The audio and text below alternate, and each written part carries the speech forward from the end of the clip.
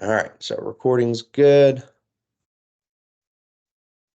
All right, so like I said, we're going to talk about the psychological aspects of aging today. But I think the best way to approach this subject specifically is to talk about some myths and some facts about older people. Um, there's our objectives and our key terms as normal. But let's go ahead and jump right in. So, some myths and facts. The way older adults are perceived significantly affects the way that they are treated. And we already kind of started that discussion that the way that we view older people and the way that they are perceived in society has a massive impact on everything from advertising to how we treat them, even to the way that we um, make laws and make policies and things like that. It completely impacts everything. And the sad part about this is that if we're all lucky enough and nothing happens, we will be all older adults one day. We all reach that point in a normal aging process. So why have we made such a negative connotation on the fact in aging and older people? Some stereotypes, they produce these biases um, that we have in society about older people that we need to try to eliminate, especially when you're working with an older adult. Give them a clean slate the same as you would any other patient. Um, it's a form of ageism. Again, we talked about even in that video, it showed the internal aspects of ageism, like your own beliefs, and then like societal ageisms. We're going to talk about that all semester long. But the best thing to do here is to clarify some misperceptions about older adults. Because the second we start breaking down those barriers, which I told you is my number one goal in this class, um, the second we do that, the more of a fair shake we can give that older population when you're working with them. Okay. All right. So myth number one. Myth number one is chronological age determines the way that an older adult acts and feels. I've in our introduction to this class on our first day, I talked to you guys about I have worked with people that are in their 90s, and you would think that they're in their 40s and 50s. But then I have also worked with people in their 40s and 50s that you would think are in their 90s and centenarians or 1 foot in the grave because of just their perception on aging and health issues. So chronological age really has nothing to do with the way somebody acts or the way that they feel. Every person should come with a clean slate. Um, Again, that aging process is very individual, and trying to group any older person into a group um, is not going to be a good outcome, especially in OT because we're so holistic anyway. Um, all right, I'm gonna move through a couple of these and then we'll have some discussion. So, myth number two is you cannot teach an old dog new tricks. I'm sure every one of you have heard that at some point, even if it was a joke, or you might have heard that from the mouth of an older person. And that might be a internal ageism on themselves that they don't feel like they're able to do something. And we're going to talk about the reasons of why here in just a little bit of why that is. But your learning ability does not decline with age. It might take them a little bit longer. It might take a different way of explanation, but that doesn't mean they can't learn something. Your ability to learn doesn't go down with age in a normal aging process, right? But they do learn differently than younger children or young adults do. Using that crystallized intelligence that we talked about from their lived experiences, things that they know, is really good skill, right? Using something that they're very comfortable with to help teach them something new is a good route to go because making them feel comfortable right off the bat is good. The same with you guys. If we go into something and you've had experience with it and you know a little bit about it, you automatically feel a little bit more comfortable, right? I mean, and that shows in our aging pretest. Like Jordan, where she had the best score of the class, she's had a lot of experience working with older adults. And then I think it might have been maybe Cheyenne. I'm not picking on you guys for your scores, but you had less um, interaction with older people. So, maybe some of those statistics or those stereotypes are a little bit more prevalent because you haven't had that much experience, right? So crystallized intelligence plays a role in everybody. So use that as like a general rule for working with adults. Um, yeah. So some biological things that might affect learning that I mean it's clear that they're more prevalent in older people is body aches, joints, a decreased stamina, um, the ergonomics of their computer that might hurt their neck or hurt their back. You might need to do some ergonomics with them, adjusting their posture, things like that. Vision and hearing aids, if they can't see and they can't hear it, of course their learning is going to be slower. And then in times of stress, older adults may be less flexible than a younger adult may be. But I think that that's a little ageist of itself because I've met some older adults, they're just like, whatever, go with the flow. They don't care. And then I met some of you guys that if I switch the chapter we're going over that day, you're going to lose your minds. Right. So being flexible is something that is not just the older population, but definitely younger population as well. So, what are some thoughts on those first two myths?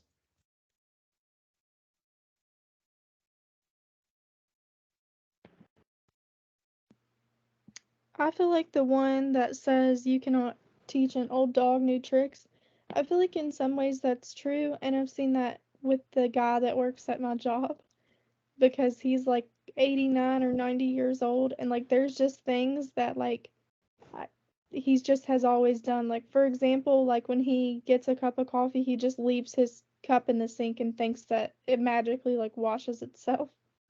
So just like things like that, like I don't know, you could explain it to them and they probably would still continue to do it. So, Do it the same way. Well, it's like that old idea if it isn't broke, don't fix it, right?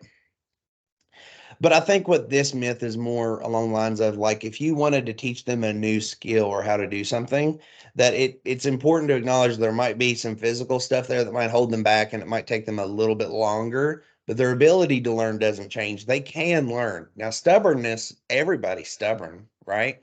Like if my wife tells me to pick up the clothes off of the floor in our bedroom, I'm stubborn. I don't want to do it. It's not that I haven't learned how to do it. It's that I like the way that I do it, right? It makes sense to me. So what this myth is talking about is that they have the ability to learn. It just might take a little bit longer. So what are some other thoughts on those two myths? with the first one about about how your age makes you feel, Hmm. my grandma on my dad's side, I think she's about to be 75, and she lives by herself, and she literally she'll do anything by herself before she asks for help. And then my grandma on my mom's side, she's almost 10 years younger, and she like they act completely different. Like the older one is acts and looks way younger, and then the other one is you would think that she was older, but she's also smoked her whole life, so that's probably why. Yeah, my puffer group should take note of that. But it definitely plays a huge role in your aging process. It really does. And I can speak to that with working with the older population. When you get somebody who has smoked for a long time, their stamina is nothing, like it's non-existent. They cannot keep up with anything that you really want them to do. A huge portion of them develop COPD and heart disease and all kinds of stuff. We'll talk about that in the cardiopulmonary chapter where I put all of you on blast. Okay. All right. Myth three. Let's go to the next one. As you age, you naturally become older and wiser. That's not true either. Wouldn't it be nice if everybody just was super smart when they were old and we could look to them as, the epitome of knowledge? That puts an unrealistic expectation on older adults, either positive or negative, however way you want to look at that. But it might make them feel like a failure if they're not super smart and wise and know everything. They're still humans. Just because they've had more lived experience doesn't mean that they know everything, right? It's important to talk about that intelligence does not decline with age. Your IQ goes up to about age 20 and then it levels off and it doesn't change until very, very late in life, like toward the end of death. Okay. Um, so, anyhow, that doesn't change. Number four is older adults are not productive and especially at work. Um, I don't know how many of you have had the opportunity to hire or fire somebody or be in that process, but I'll tell you, as somebody who did for 10 years, that I would hire an older employee over a younger employee a lot of times. That was a couple reasons that it depended on the population. Like if I'm talking an older adult in like their that 60-ish range, um, that's still part of that generation that hard work and all this other stuff is very important. Always on time, always dressed to the T, looking the part, ready to roll. It didn't matter. And all I was hiring for was pizza delivery drivers. So it's not like it was this crazy corporate job, but they really I can't even tell you. And the pride that they took in their work was insane. Like how perfect everything had to be. Now, working in a busy pizza shop, that was not ideal sometimes for them to be super perfect every time that they did something because in fast food it's always quick.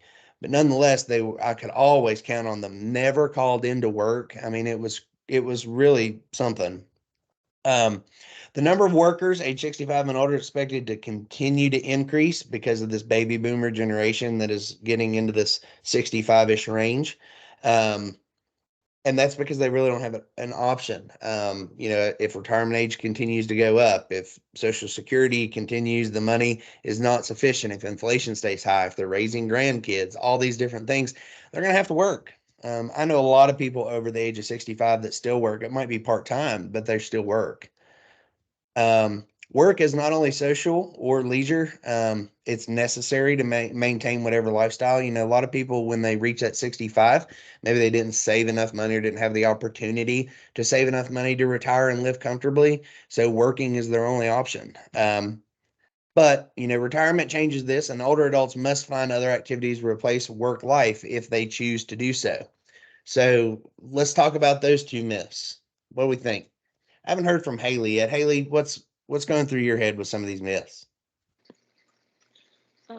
I feel like that what you were saying about how older people they work harder. I Mm-hmm. feel like they also bring this, I don't know, like joy to people. You know what I'm saying? Mm-hmm. Yeah. No, I agree with you.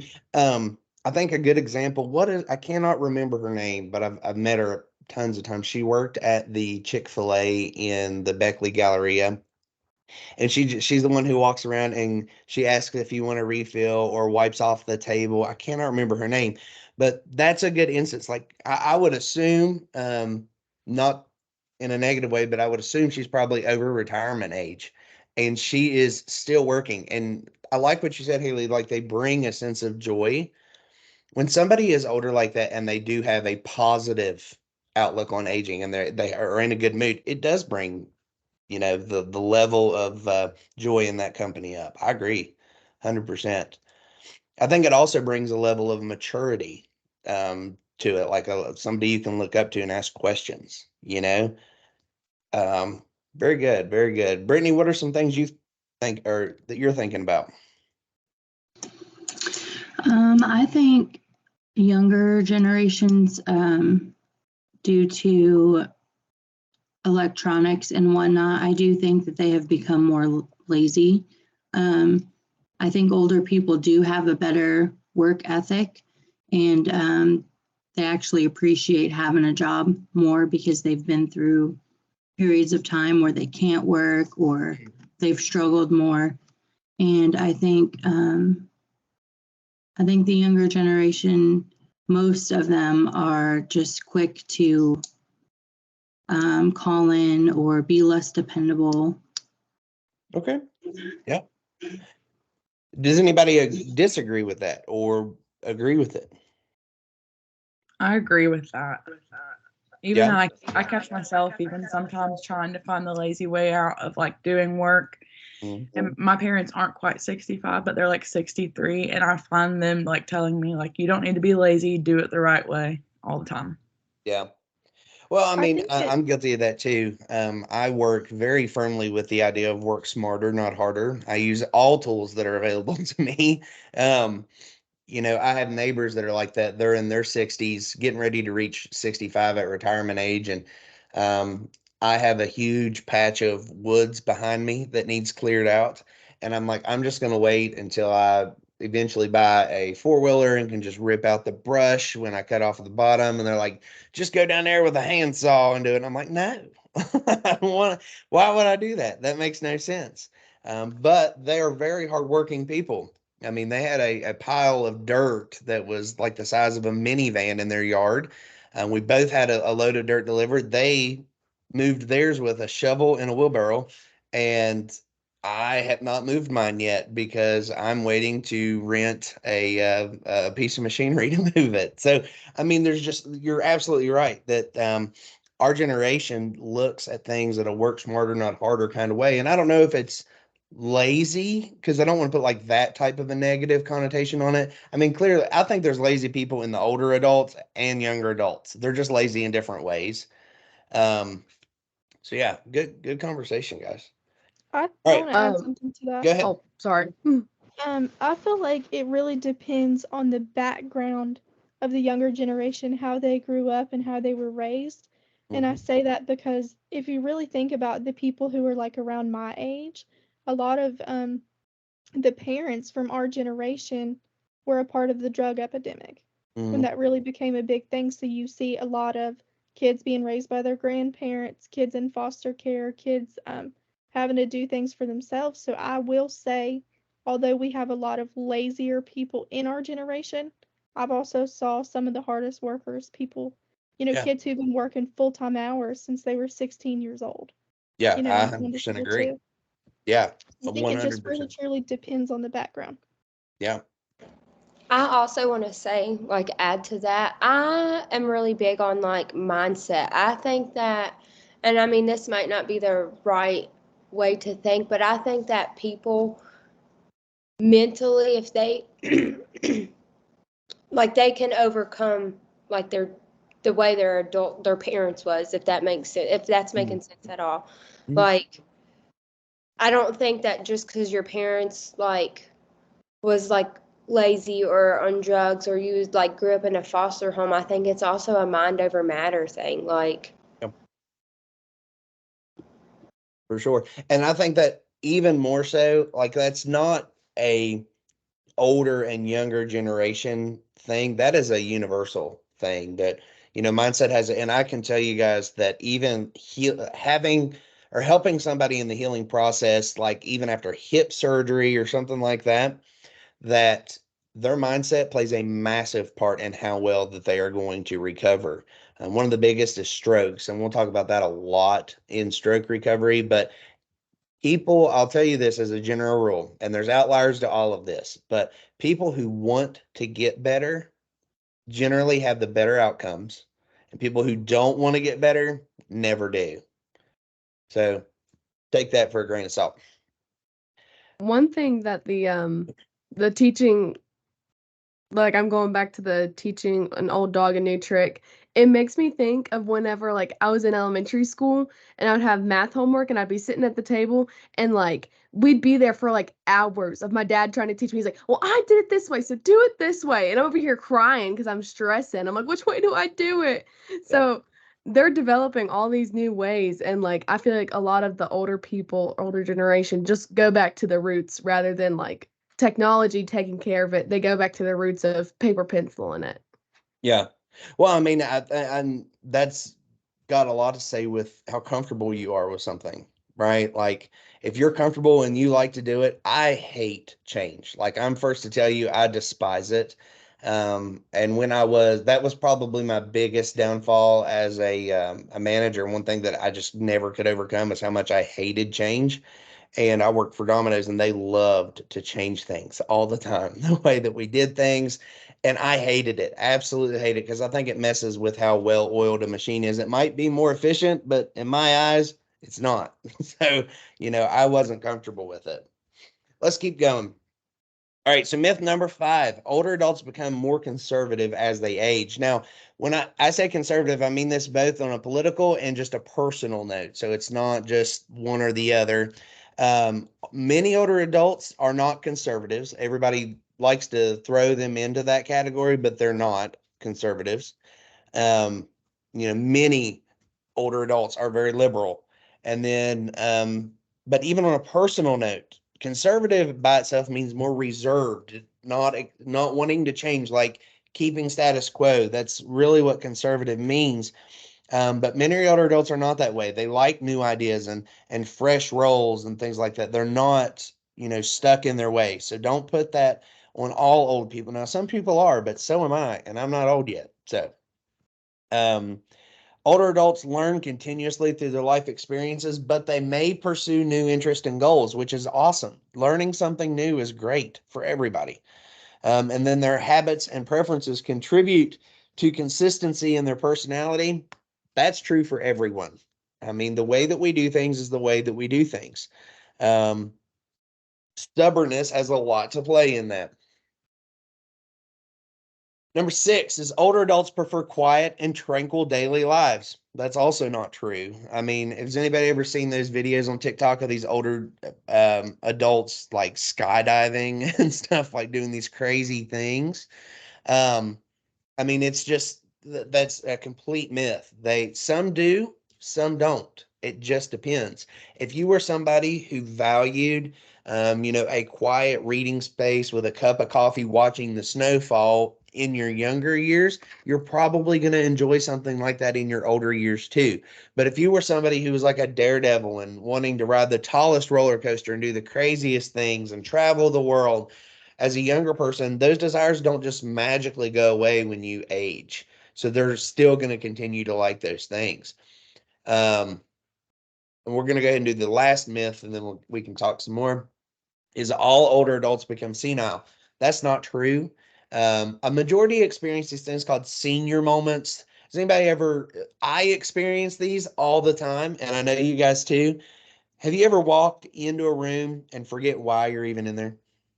Like, you went to go get a drink or something and you walked in the kitchen, turned around, went back down, sat on the couch, and you're like, I didn't even get my drink. Like, that's a senior moment. Like, you have these lapses of memory, you forget what you're doing. I do it all the time. Um, so it's not just older people who experience that, it's younger people too. When older adults appear confused or require more time for directions, take your time. It's okay. That's why you're there. You're working with them. You want them to learn how to do something and do it right. And it's going to take a little bit of time. So that's totally fine. Getting older is not synonymous with feeble-mindedness or feeling like they can't do. We're going to talk about that concept here in just a second. And then some other things that might contribute to these acts of feeling like they're senile, or whichever is depression, grief, anxiety, or maybe dementia. Again, that's common, but it's not normal aging. So any of those myths stand out to you guys? I feel like the conservative one kind of makes me start thinking about how like the times really have changed as our older generation has begun to age, and I feel like a lot of it is just like how drastic the change is. It might just be more hard for them to just adjust because they were always raised one way, and now like we're acting a totally different way as a society. Mm-hmm. For sure. I just wish that they could learn to stop sharing those stupid sad dog or baby posts on Facebook that are clearly scams. Then I would be happy. What are anything else on those myths stand out to you guys? Any of them surprise you?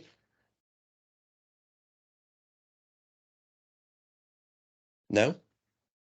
All right, cool. All right, so the need for social support. This does not go down with age. The need for social support, I would argue, increases with age. It helps people cope with life changes. So as you age, it's no secret that, maybe some of your friend group has passed away, or family, or whatever it may be. As they get to that age, they need more social support. Loneliness is a form of emotional isolation. So feeling lonely is very prevalent among the older population because people sometimes don't feel like they can do things with the older population, which is far from the truth. There may be an increase in socialization as these friends and family pass away, they move, they retire, whatever it may be. They might have this social isolation and loneliness feeling. Some things that you guys can do as practitioners are run classes or do trips with them, or family oriented activities like running these groups. Now, this might not even be like occupational therapy billing services. Some of them are, depending on what diagnoses and where you work and all that other stuff. But you guys can run like a community group and say, every third Wednesday of the month, we do a fall prevention group or a quilting group or just a coffee book reading group, whatever it may be, and gear it toward the older population. Give them something to go and do. Each one of our communities, well, not everybody's, but a majority of counties in West Virginia have an aging coalition in their county that helps a little bit with this, but a lot of people just don't go. They think that, oh, it's just a free meal or something. That's not, there's so many things that they do. Painting classes, music, dancing classes. So getting somebody involved in something like that, finding a new hobby, it's a great way to build social support. Great way. Physical illness has a huge impact on their psychological health. Unexpected illness is huge. That's for everyone across the board. And unexpected illness is catastrophic, right? An unexpected illness can be absolutely debilitating to somebody's independence, depending on what it is. Having a chronic illness is no less stressful than an unexpected illness. As they get older, they may have adapted to it, like a chronic illness of diabetes. If they've been diabetic since they were in their 40s, they probably have a really good way of managing insulin. Like my grandma's been a diabetic since she was in her 40s. She's almost 90 years old. She knows exactly how much insulin she's supposed to give herself, how to manage it with diet. It's just a part of her life. She doesn't even think about it anymore. The only time she ever stresses is if she gets close to running out of insulin or the syringes. That's it. Everything else is totally fine with her life. It's just part of it. But if it's new, like if they're just not well adapted, they've learned some of this stuff we're getting ready to talk about, like learned helplessness, then it can be very stressful. Okay. So how do you help an older adult cope with these changes? Reduce fears about the illness through education. So, education, I think, makes everybody feel better. The more you know about things, the more comfortable you are with discussing them. So making sure that they understand the progression of things, if it is progressive or if it's an acute, what the healing process looks like. So reduce those fears by talking to them. Okay. Listen to be sensitive to their feelings, because they're, valid the same way your feelings are valid. Provide encouragement, not too much encouragement. I want to make sure you guys understand, never speak in absolutes, never speak in giving false hope. That's unethical. And the way I always address this, we talked a little bit about this last semester, is I like to say things like, I never speak in absolutes, but this is what we typically see. I'll give you 100% if you give me 100%, that type of thing, right? You know, but don't speak in absolutes, because I'm telling you, there will be people that you see that should never get better. They get better. And then there's some people that should get better, that drastically go downhill. Okay. So don't provide false hope. Don't speak in absolutes. Assist in the development of creative yet realistic ways to gain control over an illness. Again, realistic. Okay. That if somebody has a, C2 spinal cord injury, don't be like, all right, you're going to be walking next week. I mean, again, I don't speak in absolutes. I will say, statistically speaking, that's not likely, but we'll give it our best shot. And then I move forward. I don't ever speak in absolutes, no matter how grim or something looks. I just don't. Identify ways to reduce stress and promote social support. Again, reaching out to these support groups or family or friends or new hobbies, whatever it may be, that social support is so important for an older adult. And then surround the older adult with their familiar objects. Like if somebody has to be institutionalized or go to a adult living facility or a retirement community, whatever it may be, make sure they bring things with them that are familiar to them, and bring them, like, you want them to be in control of it. Give them that sense of continuity, that they're in control. They have, security over their stuff the same way that you guys would want. right? All right. So now this is our last slide, and then we have a little bit of review questions. I want to bring up this idea of learned helplessness. So this is a huge concept for this class and really for all patients. When somebody has been taught that they are helpless, it's not always you meant to, it's not a negative thing that you meant to happen. But it's very easy to do. So in West Virginia, especially, we have a very, take care of your neighbor, help out type of mentality. Okay, especially when somebody's facing health issues.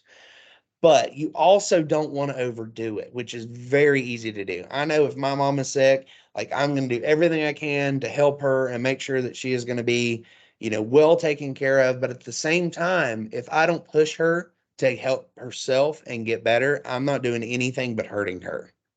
And that's a hard pill to swallow. So this happens when people perceive that they have no control over their lives and they have to depend on others. Now, that could be a slow thing. It could be a slow loss of control. It could be that they were never taught coping skills. It could be that they were thrown in an institution. It could be an abuse thing. There's so many factors that go into this. But the bottom line is that they have been taught, they learned to be helpless. Okay.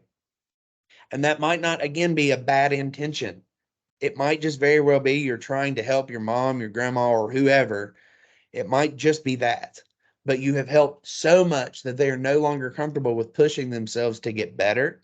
So they just learned that they can't do it and they've accepted it. And that's not okay, especially in OT, right? And you'll have to have this learned helplessness talk with so many caregivers, and they will get pissed. Like it's just part of it. Like if you look at somebody and say you are doing too much for them, they're not going to take that lightly. So be, ready for a little bit of confrontation with that. So what can you do? Constantly encourage their independence and self-care. Like you can do this, right? Give them choices and give them options as much as possible. So that way that they feel like they are in control of the treatment sessions. Challenge the client to work at a greater level than their current functioning. Make sure that you're never just being complacent with them. They should constantly be trying to make progress towards something. Okay.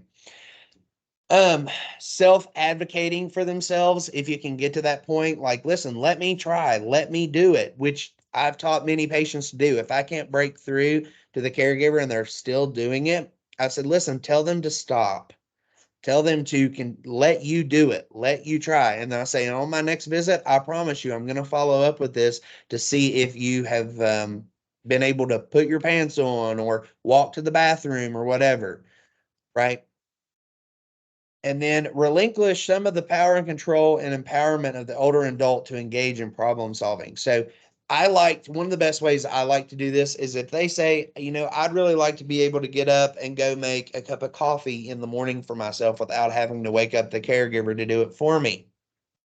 I'll say, okay, so what are the steps in that? How would you be able to do that? Let them develop this problem solving process in their mind. Let them develop their own treatment, for lack of a better word, and work through it that way. That is really powerful stuff that can break through in this learned helplessness. Okay. That's just some really good tips of doing that. I really encourage you guys to, if you don't understand this concept, come talk to me more about it, because it's very important. This is for all age groups, though. Even more so for the older population. It's much more common, but younger people learned helplessness too. Okay. All right. So let's do some chapter review questions and then we'll take our break. So, does chronological age determine psychological aging? Discuss your position. Ellie, what do you think? I was gonna say definitely not. Okay. Just at least with me, my grandpa is about he's almost 90 years old, but he still is very physical. He goes out and walks at the Park Middle School track every single day. He lives behind that neighborhood. Mhm. Not in this weather, of course, but he is very active. He doesn't let anything stop him or hinder him from doing anything that he wants to do. So at least in my experience, since I've experienced that firsthand, that's how I Yeah, discuss my position. absolutely. And I agree with you 100%. It has nothing, it really is unrelated. And you guys will see in healthcare that working across different populations, I get annoyed really when I get somebody in their 40s and 50s that acts like they're 100 and, and they're in pretty decent health. There's no reason that they should feel this bad or have this learned helplessness. But then I work with people in their 90s like, man, you need to slow down. Like you are at more risk of hurting yourself because you're overdoing it. So you'll see this when you start working with that population for sure. Identify some aspects of aging that may affect learning for older adults. Des, I don't think I've heard from you.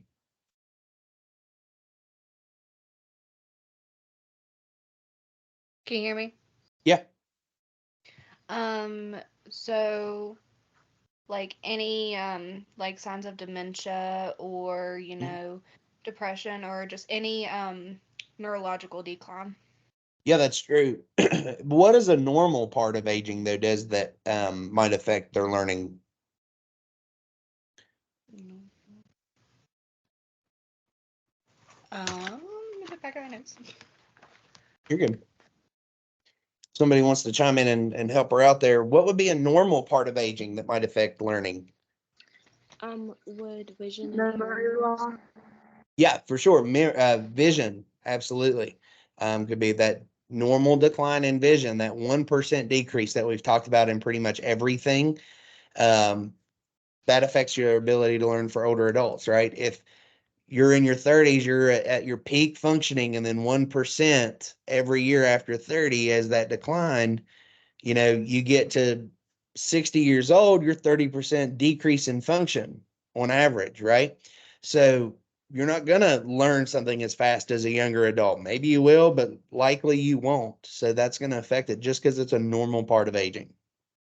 I All feel right. like So another go thing ahead. that could affect it a little bit is how we talked about how some people are stubborn to learning new things.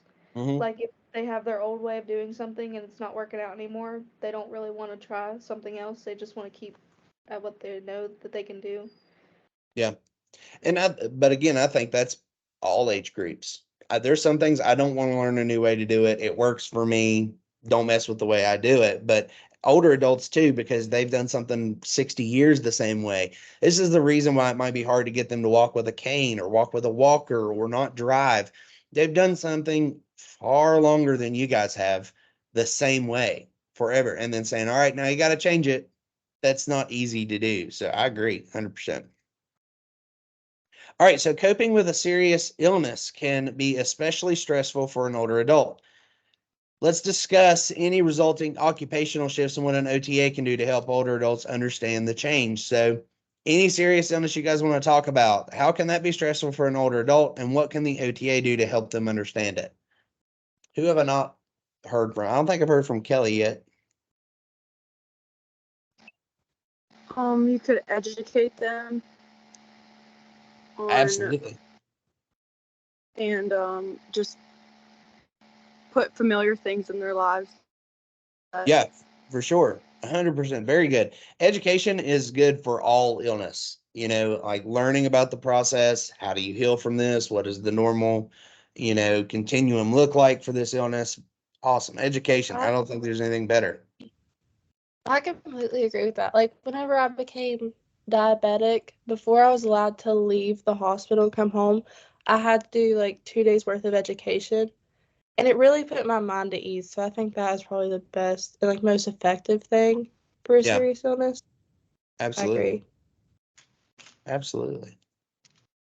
All right. So the last thing we talked about here, what is learned helplessness and what can OTAs do to help older adults that are vulnerable to learned helplessness?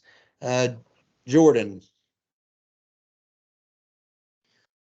Learned helplessness is whenever the older person is like, after they get sick, they've been literally helped too much and they feel like they can't do things.